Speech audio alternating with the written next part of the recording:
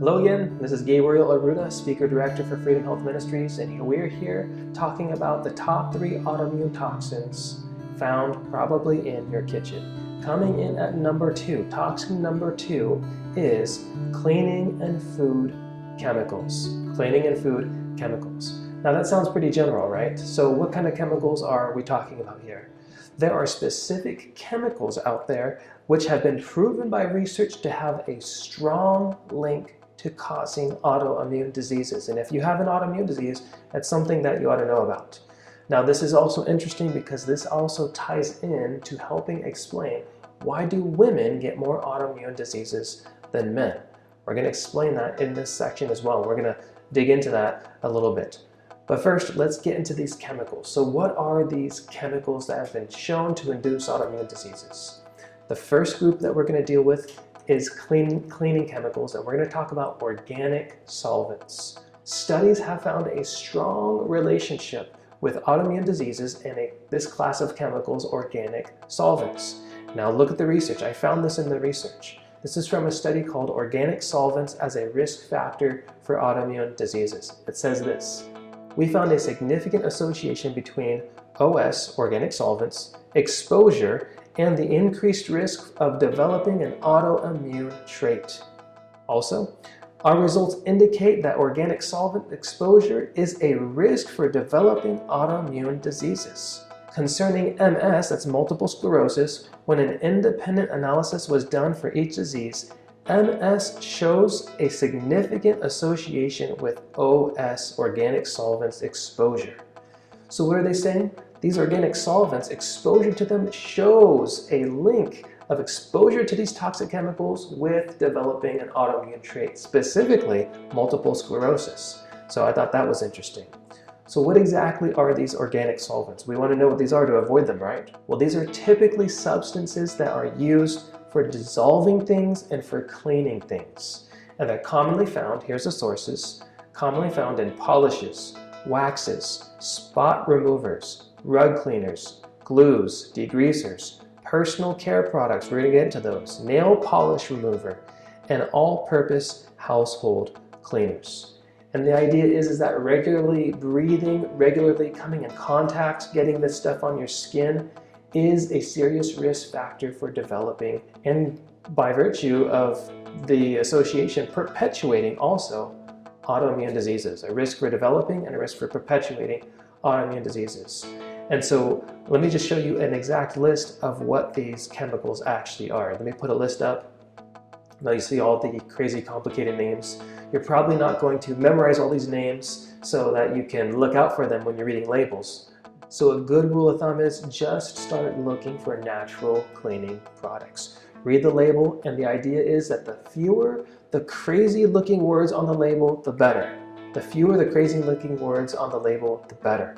And if you can't pronounce it, it's probably not a good idea to put it on your body. It's probably not a good idea to breathe it and expose yourself to it, because it could be an organic solvent leading to an autoimmune disease.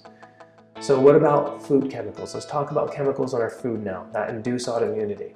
A 2014 study entitled "A Potential Link Between Environmental Triggers and Autoimmunity" cites a number of changes that have happened in our food in the last decade that is a potential risk for developing autoimmune diseases. What food changes?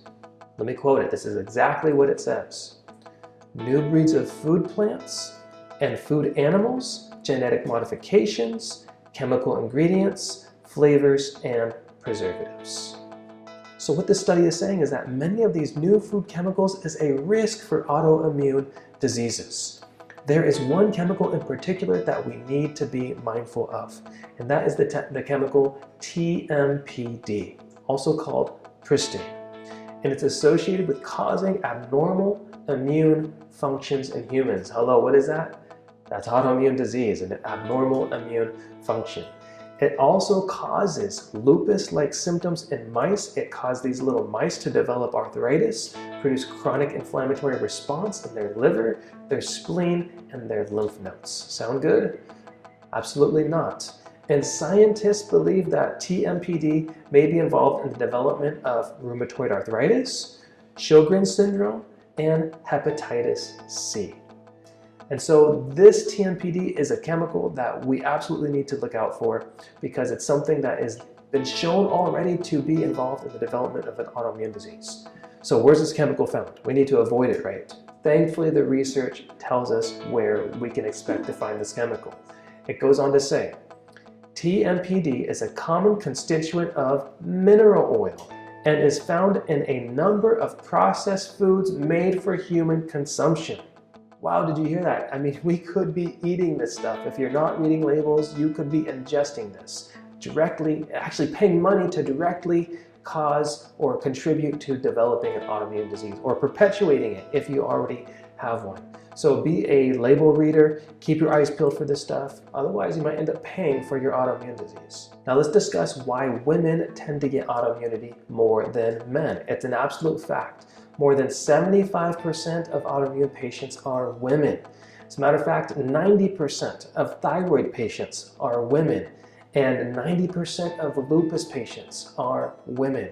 And so why? You know, these figures, they're just too high to be chance. There's something going on, and we want to know what's going on that's causing women to be so disproportionately affected by autoimmune diseases. And what we found is some interesting research. Dr. Shannon Dunn is a scientist at the Women's College Research Institute, and she states, over the past 50 years, the percentage of MS patients that are women has increased from 65 to about 75%. And so we have to ask the question, what has happened in the last 50 years that has caused women to take up more of the autoimmune space? Has the biology of women just drastically changed to all of a sudden want to have autoimmune diseases, or is there something else going on that's affecting women? You know, I don't think the biology of women has drastically changed, but their environment has. One key factor causing autoimmune diseases is environmental toxins. We already saw that in the previous video. Who is using the majority of the cleaning products? Who's using the majority of the beauty products? Women are. And this isn't the whole explanation, but this is a big factor as to why women get affected with autoimmune diseases more than men. Listen to this. It's estimated that the Environmental Working Group, this is a really fantastic group that is looking for toxins in the environment, says that the average woman applies 168 chemicals to her body every day via personal care products. Wow, 168 chemicals every day. Men, in contrast with that, are only about half that number. So let me give you an example of this. For instance, the autoimmune disease, primary biliary cirrhosis, has been associated with exposure to nail polish. So who's using that product the most? Men or women? Women are. Not just that, over 400 different types of lipstick have been found to contain lead. There is lead in your lipstick. That represents 60 to 80% of the lipsticks on the market contain lead. And also another study found that hair dyes are also linked to causing autoimmunity. Who's using that product the most? Women are. So over and over and over, women are being exposed, or they're exposing themselves rather without knowing it, to chemicals that are known to induce autoimmunity. So the Environmental Defense, a Canada-based group, issued this really alarming report where they tested 49 beauty products, and they tested these beauty products for 8 different heavy metals, and this is what they found. You can see on the list that lead, nickel, and beryllium are super high. 90 to 100% of these 49 products they tested contained some amounts of these different heavy metals. And you can look at these other percentages and they're not much better. And these are known to be harmful. Friends, don't be fooled. Heavy metal poisoning is serious. It contributes to autoimmune diseases. Heavy metal poisoning can ruin your life. It is a real serious issue. And how are we getting exposed to this? Through many different sources, but one of them is beauty care products. And so the issues, the complications that arise from heavy metal poisoning are numerous, and they're absolutely terrible. Let me just give you a few of them. Brain lesions, similar to those of Alzheimer's patients. They are neurotoxic and disturb neurotransmitters. Also, neurological degenerative malfunctions that copy diseases such as multiple sclerosis. Hello, that's an autoimmune disease. Parkinson's disease, and muscular dystrophy. The list goes on. Damaged blood vessels, impairing organs, malfunctioning of nerves, kidneys, and muscles. I mean, this is just a long, terrible list of things that happen through heavy metal exposure, heavy metal poisoning. So the point is, if you're not using natural beauty care products, you are slowly poisoning yourself, and poisoning yourself with chemicals that are known to induce and cause autoimmune diseases. Now, don't worry.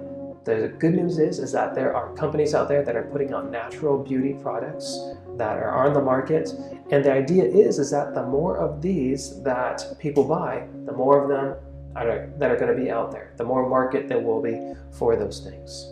And so, for myself, having healed of an autoimmune disease, I understand how important, how necessary it is to shut off that toxic supply, to keep yourself free from toxic contamination. And that's step number one. I have a 5-step protocol that I'm going to discuss in the next video of how I reversed my autoimmune condition. And that's essentially step number one. You have to turn off the faucet on the toxic exposure that's coming in and creating an autoimmune response. And that could be slightly different for different people. It could be different for your situation than it was for mine. But for my situation, it was bad food. That toxic exposure was bad food. And my body would thankfully let me know every time I was exposed to this. And I would get terrible headaches, sometimes migraines, vomiting, feeling like my head was going to explode if I ate a food that had a chemical or it was something in there that my body didn't like. So I just want to end with why I'm able to even have this discussion with you, why I'm able to give this information. And the reason is because I am an autoimmune survivor. My family, unfortunately, has had a really terrible run-in with autoimmune diseases. Six people in my family have autoimmune diseases. In 1999, my mother was diagnosed with autoimmune liver hepatitis, leading to liver cirrhosis. She went through a terrible time. She almost died 3 times, but she thankfully got a last-minute liver transplant that literally was a miracle, saved her life, and bought her more time. A few more years later, my grandmother, in the year 2002, also came down with autoimmune liver cirrhosis. Grandma was not as young and strong as mom, and it ended up taking her life, and grandma passed away. Well, then later in 2012, my mom's autoimmune liver problems came back, and unfortunately, mom passed away in 2013. Well, in the wake of all that, I found out 5 months after my mom passed away that I had the very same disease. And my grandmother, she got it in her 70s. My mother showed her first signs of autoimmunity in her 50s. Here I was in my early 30s getting my first signs of autoimmune liver failure. And I knew if I didn't do something fast, I would be exactly where they were, but much younger than both of them. I would be down to the ground in a casket. So thank God that right at the perfect time, we met a lady who I believe God brought into our life. And we met her at church. She was a doctor. She had autoimmune disease herself. And she saw 10 different doctors. None of them could help her. Eventually, she was so sick, she was confined to her bed. And through a lot of prayer and a lot of research, slowly but surely, she started putting the pieces together as to how to reverse autoimmunity. And she eventually reversed her autoimmune condition. We talked with her, my wife and I, and she took us under her wing. And we essentially learned from her a lot. I reversed my autoimmune condition. We've done a lot more research and have learned a lot more things since then. And so we have a lot of really exciting information to share, and that's why I'm here doing this. So now we're going to look at number 1 toxin causing autoimmunity. And this one is so sneaky, it's so common, you probably ingested this one today. So go ahead and click the button below and move on to autoimmune toxin number 1, probably found in your kitchen.